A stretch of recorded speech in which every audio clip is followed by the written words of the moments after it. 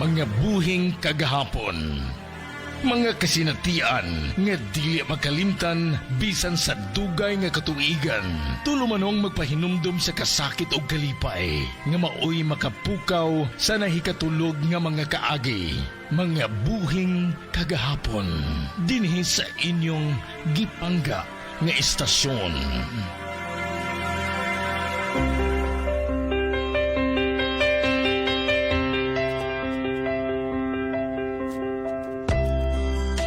Dear Kuya Lito, maing hapon ka din yung tanan. Ingon man sa mga kaparagis nga nagapaminaw ni ining tulumanon ang mga buhing kagahapon. Giparangat ko kining akong kasinatian aron kapanaminan kini sa mga kaparagis. Kaya paminaw ni ining nga mga orasa. Apan una ko sugdan sa pagsaysay ang istorya sa akong kinabuhi. Ipaila ko una ang akong kaugalingon. Ako si Maxine, nga nagpuyo sa dakbayan sa Davao. Dili lalim ang mawad-an ka ug usa ka inahan. Nang nawad-an ka usab ug sumbunganan, tigpanalipod kanimo.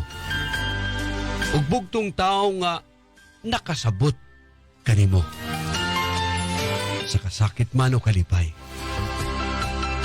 Nawala ka na ako. Nawala man lang ako nakabawas kaniya. Bisan sa pag-atiman lamang. Aron ninyo masayran ang tibok istorya sa akong kinabuhi. Ingon ini ang nahitabo.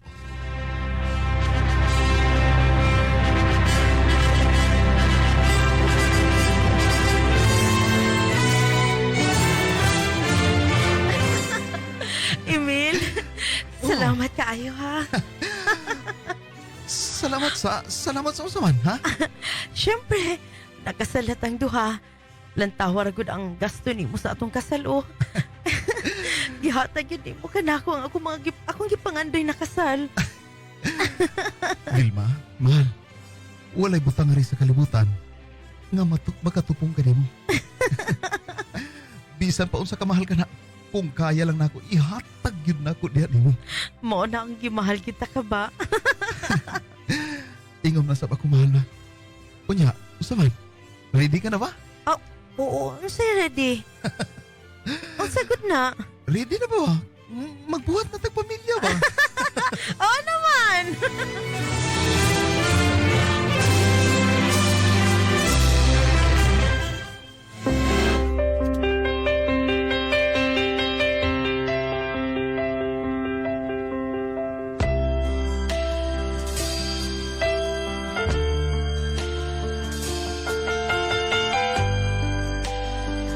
Dili ko hikalimtan kay Lito nga sa pipilak higayon nga ginabalik-balik sa akong inahan.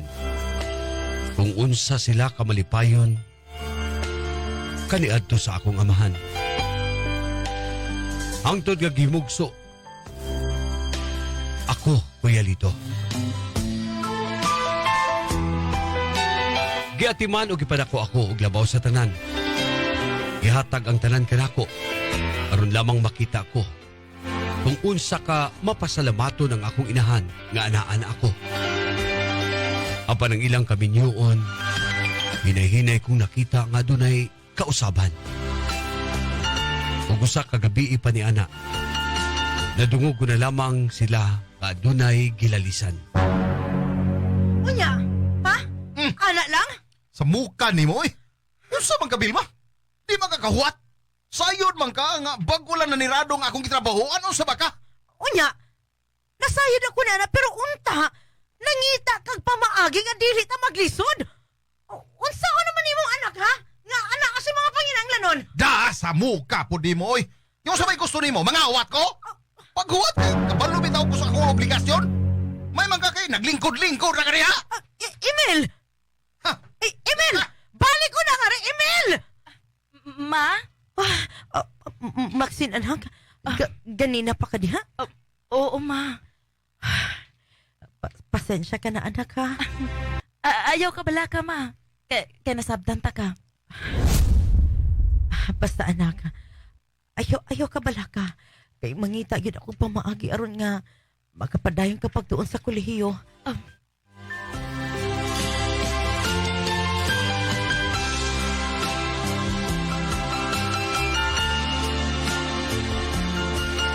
Nagsirado ang kumpanya nga gitrabahuan sa akong amahan kay Lito. Hinungdan nga akong inahan ang mipuli sa pagpangita sa among panginabuhian. Ug tuod man nakakita gayud ang akong inahan og maayo nga trabaho.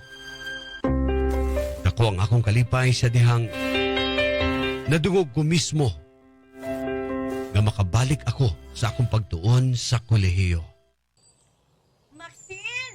Maxine, anak! Ma? Ali, una nga re. Ma? Maxine, gikan ko sa imong tulungaan. Gipainol na ta ka. Ayaw na ka, wala ka ni Ana, ha? Oy! Ang ulirang ina! Pa? Pa, adun ako'y gamit, oh. Oh. Gipalitan ko ni Mama. O, nagpa-enroll na pod ko. Kunya, malipay na ba ko, Ana Vilma? Pakpakan! Pwede pa email?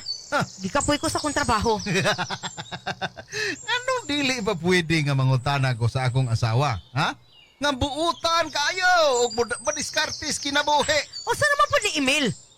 Ha? Wala ka ba gikapoy nga magsige na lang taog away tungod anang imong garbo? Ha? Huna-una daw. Unsa imong gibuhat? Ha? Di man ka makahulat. Gusto nimo diha-diha dayon mahitabo ang imong gusto. Ma! Pa! Nag-away naman pod mo. Kanusa naman mamunda nga nasiyang away ninyo, oy? Kakapoy ninyo paminahon. Maxine! Mao na imong timan-an, Vilma. Vilma, paminaw. Mintras taas kayo ka og paglantaw sa imong kaugalingon, wa kay kalinaw nga matagamtam ni ining balaya.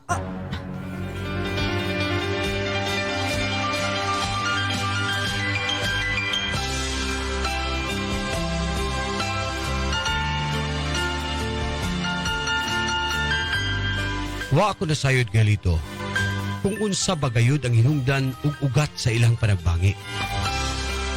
Apan pasagdan ko lang kung kay dili ako gusto nga magunahuna pa. Dili pud ako gusto nga mudako pa ang maong tensyon sa among pamilya. Hangtod nga sigig problema sa akong inahan. Wa na di ay kami nasayod. Lado na di ay sakit ang akong inahan.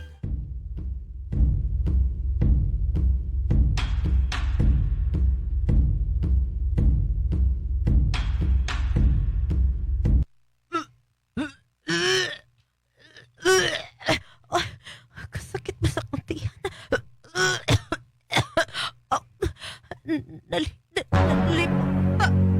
Tabang! Tabang! Ma! Ginoo ko! Matama! Nausa ka man, Ma! Mama!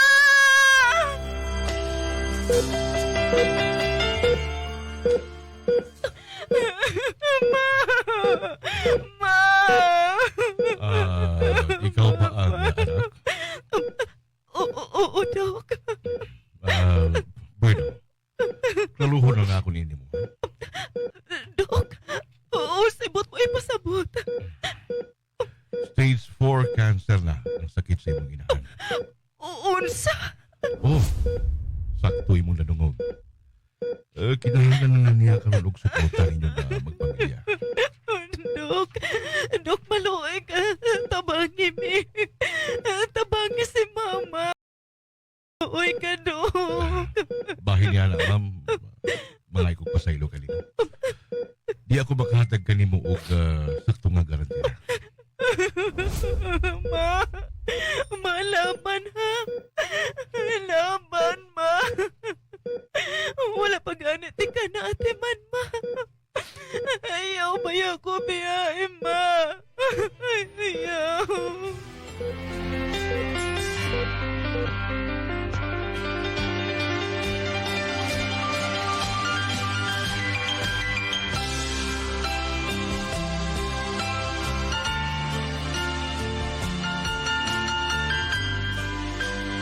Human ko gidala ang akong inahan sa ospital, Kuya Lito.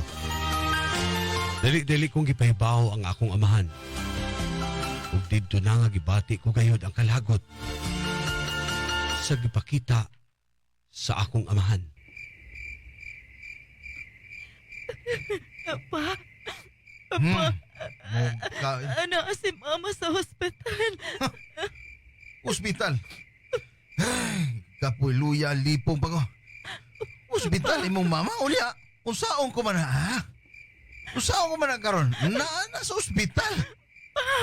Apa?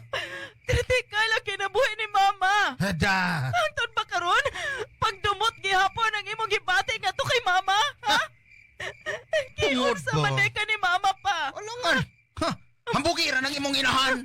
Ang bugira ba ka nang nangita og pamaagi aron lamang mahatag og mabuhat niya imong obligasyon para ni ining pamilya, ha? Ah, Pa, karon ta kinahanglanon ni mama. Unta pa, mapakita man lang nato nga to kay mama. ay da. Ha, sa muka anay. Ikaw ba? Anak talang ka ha? Anak talang ka! Ayoko tudloy ha? Kung unsa ang hangin akong buhaton! Samok! Ipakita kay mama pa ang imong pagpakabana. Kay wala usab gigusto ni mama. Ngay mengon ana siya karon ilabi na gyud sa iyang kahimtang.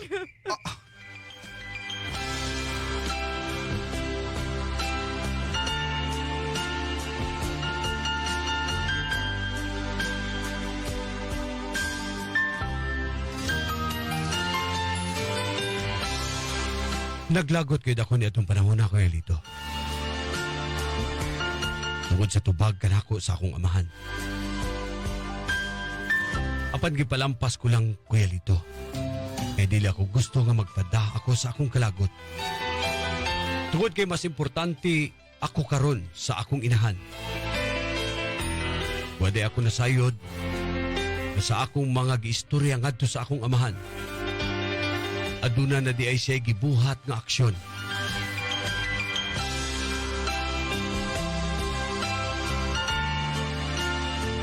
Samtang padulong ako sa ospital para adtuon ang akong inahan. Natingala ko nganong abli ang pultahan.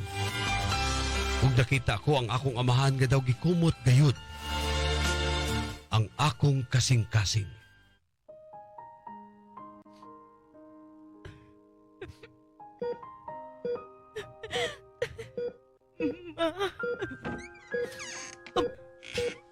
Pa, ikaw, Vilma, pasaylo ako. Ako ang angin naghigda niya. Huwag dili ikaw. Sakit para ka na ko. Nga makita ka sa ingon ni Ana nga sitwasyon na. Mahal kayo ka. Oo, ang kuno na ko, wala ko nagpakita kanimo. Inay nga mo ani ako apan giinom-inom ko na lang. Dili na ko kaya, Vilma, nga makita ta ka. Ngayon ini ang imong sitwasyon. Pasaylo ako kung... Pasaylo ako, mahala. Sukul, Mang. Sukul, Vilma. Mahal. Ayaw ka bibiyay sa imong anak, ha? Vilma. Vilma. Kinahanglan ka na mo, Vilma. Maxine anak, pasaylo si Papa. Nag-inom ako, dili pasabot nga, dili na nako mahal si Mama nimo. Wala ko nagpakita ka rin kay dili ako gusto nga makita ko si Mama nimo na ingon ini iyang kurma. Mas gustuhon pa na ako, anak. Nga ako ang naghigda ka nun. Mana, anak. Pasaylo ako.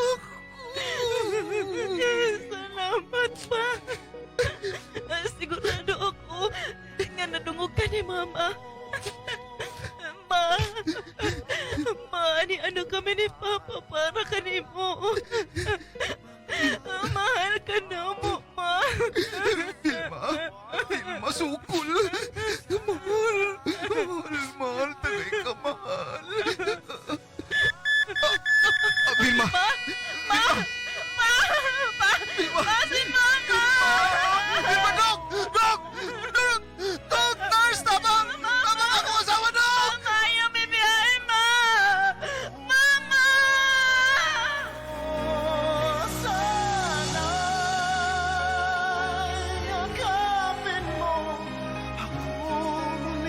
Namatay ang akong inahan kay Lito nga wa man lamang ako nakabahos ug atiman ngadto kaniya. Luyo sa iyang sakripisyo para kanako ug sa among pamilya. Dili gayud lalim nga mawad-an og usa ka inahan. Way makatupong pa sa gugma sa usa ka inahan ngadto sa iyang anak. Sakit man hunaw-naon nga nawala kanamo ang akong ama inahan. Apan ginahon ako na lang nga malipayon siya karon sa kamot sa labaw nga makagagahom sa tanan. Ako ang akong amahan na lamang ang nag-uban niini nga mga panahon. Aduna may kuwang sa akong ginikanan. Apan mas gidubli pa ang gugma sa akong amahan karon kanako. Daghang salamat kay Lito sa paghatag pagdagad sa akong mapait ka kasinatian. Inyong magtatampo, Maxine ng Davao City.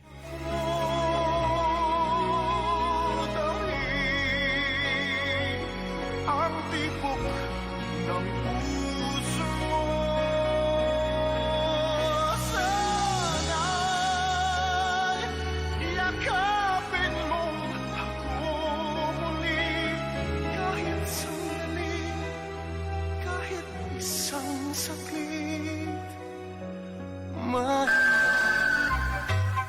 Inyong debate ang tulumanong mga buhing kagahapon hangtod sa sunod higayon atong paminawon ug pagkakuhaan sa leksyon ang inyong mga buhing kagahapon.